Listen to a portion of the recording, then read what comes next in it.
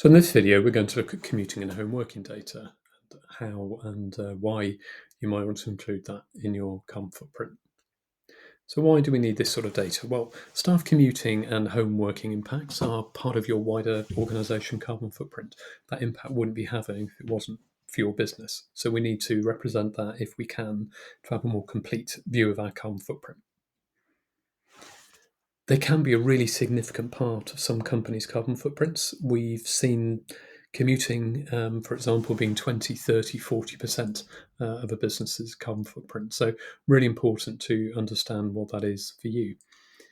One thing to note, though, is it can be quite hard to influence this, as it's largely a matter of personal choice. So what cars people drive, where they live, how they heat or cool their home, what energies they use at home. So it's important to understand that before you start to collect the data, because there's only so much you can do with it. But we always think that understanding what those impacts are and using this as an opportunity to talk to staff will help you to consider the different ways that you might be able to help them to reduce their impacts or help them to reduce costs. So that might be you could install more EV charging points in your office, or it might be that you need some showers or changing facilities or even towel drying facilities we've seen in the past really help to encourage people to come into work by active travel.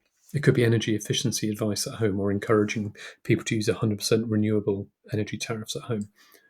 Or even bigger picture, it might be as you expand your business, start to think about where you're going to site your offices and being more aligned to public transport hubs.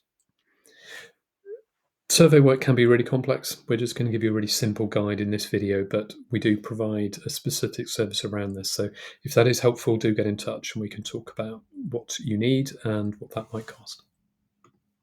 So in terms of commuting data, essentially what we're looking to understand is how far people travelled and by what mode of transport. So was that by car, rail, something else that has an impact, or was it active travel, which we wouldn't include? So we want to know whether people have walked or cycled, but there isn't a carbon impact related to that. So distance people have travelled, how they got there, and if possible, the fuel type in the vehicle. But that's not crucial. We can work with sort of average data, and just getting a sense, a rough estimate is much better than nothing. So it might be that you can come up with some fairly straightforward numbers. If it looks like a major impact, then you can do more of a detailed assessment in the future. So this information might come from management knowledge, just knowing where people live in a smaller business and being able to do something independently, or you might run a staff survey, which could be very simple or more complex. Probably encourage you to go with a simple survey because it's quite straightforward, but there's a separate video which will explain a bit more about detailed surveys. And in terms of data sources, so office managers will often have some useful information, HR, and of course, your employees. So when it comes to home working, this has become increasingly important because sort of pre-pandemic, most people were in the office 4 or 5 days a week, pretty much full time. Increasingly now, a lot of people work from home. So we need to account for the energy that we're all using in our home offices rather than office-based energy. And sometimes it's less efficient working at home from an energy efficiency perspective. So ultimately, what we want to try and get to here for a relatively simple approach will be an assessment of the number of hours in a year that people have worked at home. So we can look at the days. It's relatively easy to get hold of, either talking to people or perhaps running a survey. And in a more detailed assessment, we might start to ask them about the amount of gas or electricity or whatever fuel it is and different things about their home working patterns.